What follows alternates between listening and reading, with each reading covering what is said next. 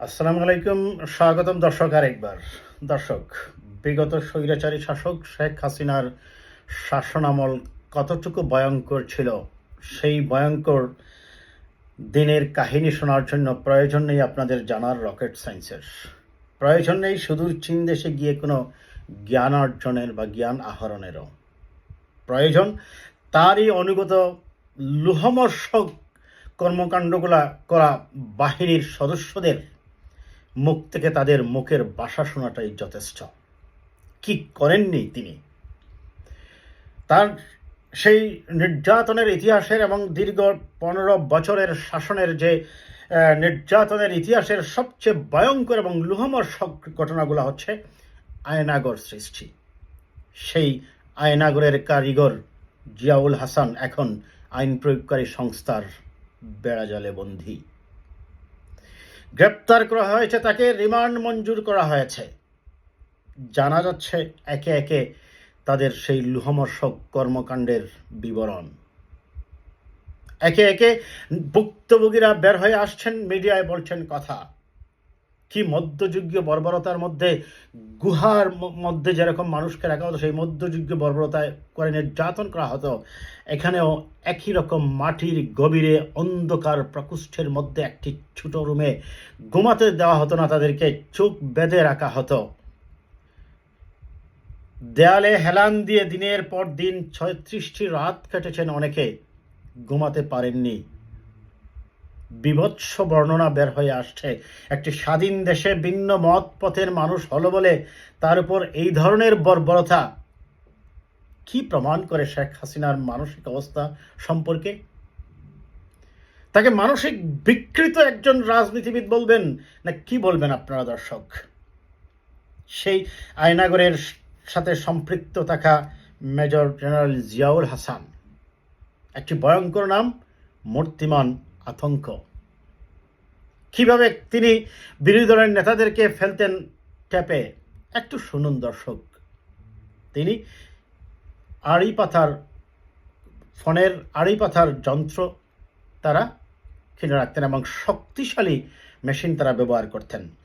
বিরোধী দলীয় নেতারা যে কথা বলতেন একে অন্যের সাথে, সেই কলগুলো তারা রেকর্ড করতেন, করে সেই রেকর্ডকৃত কলের এডিট করে বিভ্রান্তি সৃষ্টির জন্য অরিজিনালি তিনি যা বলেছেন সেটাকে এডিট করে অন্যভাবে উপস্থাপন করে সোশ্যাল মিডিয়ায় ছেড়ে দেওয়া হতো। তিনি ছাত্র আন্দোলনের সময় বৈষম্য বিরোধী ছাত্রদের কথাগুলোও সেই একইভাবে আড়িপাতার যন্ত্র দিয়ে রেকর্ড করে সেখান থেকে এটাকে এডিট করে বিভ্রান্ত সৃষ্টির মধ্যে তাদের মধ্যে যে ভিন্ন ধরনের বার্তা বা একে অন্যকে একটা বললে আরেকভাবে উপস্থাপন করে সোশ্যাল মিডিয়ায় যাতে আন্দোলনে বিভ্রান্ত সৃষ্টি করা যায়, তিনি সেই কাজটি করেছেন এই শেষ বেলায় এসেও। তিনি মূলত 2022 সাল থেকে এনটিএমসি ন্যাশনাল টেলিকমিউনিকেশন এর সংস্থার দায়িত্বে থাকা অবস্থায় তিনি বিশেষ করে রাজনৈতিক ব্যক্তিদের এই কলগুলা রেকর্ড করতেন, আড়ি পাততেন এবং পরে এডিট করে বিভিন্ন সোশ্যাল মিডিয়ায় ছাড়তেন। তিনি শুধুই যে রাজনৈতিক ব্যক্তিদের করতেন তা কিন্তু নয়, সুশীল সমাজের ব্যক্তিদেরও অনেকের বক্তব্য বা টেলিফোন কনভারসেশনটা রেকর্ড করে সেটাকে এডিট করে অন্যভাবে আর্টিফিশিয়ালি উপস্থাপন করে, যাতে করে ভুল বুঝাবুঝি হয়, আন্দোলন যাতে জমে উঠতে না পারে সেজন্য তিনি দায়িত্ব পালন করেছেন। আর সেই রেকর্ডকৃত বক্তব্যগুলা এডিট করে সে আড়িপাতার মেশিন দিয়ে এটা করা যেত ফেসবুকে, টুইটারে, ইমোতে, আরও বিভিন্ন রকম ইনস্টাগ্রাম সহ সবগুলা মিডিয়ায় সেটা করা সম্ভব হতো, প্রচার করা। তিনি সেই কাজটি করেছেন মূলত 2009 সালের পর থেকেই। তিনি ছিলেন শেখ হাসিনার অবৈধ কাজের সবচেয়ে বড় সহযোগী, বিশেষ করে টেকনিক্যাল সাইটগুলোতে। এই জাস্ট হাসিনা সরকারের পতনের আগ মুহূর্তেও তিনি ছাত্র আন্দোলনে করেছেন এই কাজটি। তার নির্দেশেই বন্ধ করে দেওয়া হয় ইন্টারনেট পরিষেবা, 5 দিন বন্ধ ছিল। হোয়াটসঅ্যাপ বন্ধ করে দেওয়া হয়, প্রায় 13 দিন বন্ধ ছিল। সকল মিডিয়াকে নিয়ন্ত্রণ করে এবং বিশেষ করে ওই কোটা বিরোধী ছাত্র জোটের যে এদের যে বক্তব্যগুলা তা তিনি রেকর্ড করতেন, করে এনে সেই রেকর্ডকৃত বক্তব্যগুলা কি করতেন, এডিট করতেন। এখন প্রশ্ন হচ্ছে, এই কাজগুলা তিনি কি একা করেছেন? খুব সঙ্গত কারণেই না। তিনি এই কাজগুলা করতে গিয়ে অবশ্যই বাংলাদেশ টেলিকমিউনিকেশন বোর্ডের সাথে তার যোগাযোগ ছিল। ওইখানে যারা অফিসার কর্মকর্তা ছিল তারাও নিশ্চয় এই কাজে সহযোগিতা করেছে।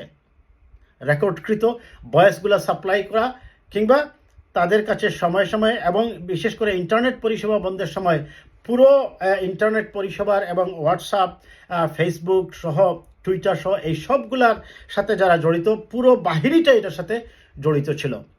এখন তাকে গ্রেপ্তার করে রিমান্ডে নেওয়া হচ্ছে। এখন বের হবে সত্য কথা।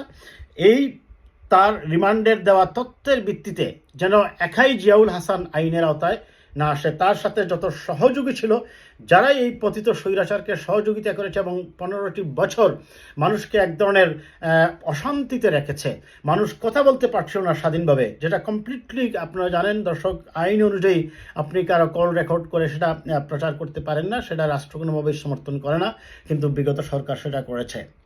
আর সেই জন্যই এখন জিয়াউল হাসানকে রিমান্ডে নিয়ে তার কাছ থেকে, এবং সবচেয়ে আশ্চর্য হলো, দুঃখজনক হলো যে বাংলাদেশ সেনাবাহিনীর মতো একটি প্রতিষ্ঠানে চাকরি করা এই জিয়াউল হাসান, এই বিকৃত মন মানসিকতার মানুষটি এই কাজটা করেছে। চিন্তা করা যায়, সেনাবাহিনীকে এখনো মানুষ মনে করে মোরলেস পলিটিক্যাল ইনফ্লুয়েন্সের ঊর্ধ্বে থাকা একটি নিরপেক্ষ বাহিনী, এবং মানুষের জানমালের নিরাপত্তায় শেষ ভরসাস্থল হিসাবে মানুষ সেনাবাহিনীকেই দেশের দায়িত্বে দেখতে চায়, এবং বিপদ থেকে উদ্ধারের জন্য সেনাবাহিনী যে মানুষের শেষ ভরসাস্থল এটা মানুষ এখনও বিশ্বাস করে, এবং হয়েছেও তাই। সর্বশেষ সেনাপ্রধান জেনারেল ওয়াকারুজ্জামান তাই করেছেন, জাতিকে উদ্ধার করেছেন একটি ভয়ঙ্কর মৃত্যুর উপত্যকা থেকে, জাতিকে রক্ষা করেছে একটি ভয়ঙ্কর সংঘাত থেকে। সেই সেনাবাহিনীতে চাকরি করেই এই জিয়াউল হাসান এই কাজগুলো করেছেন।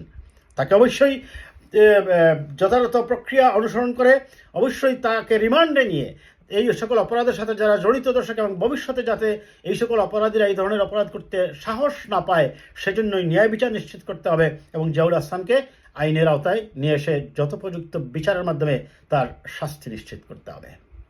ভালো থাকবেন দর্শক, কথা হবে আবার কোনো বিষয় নিয়ে।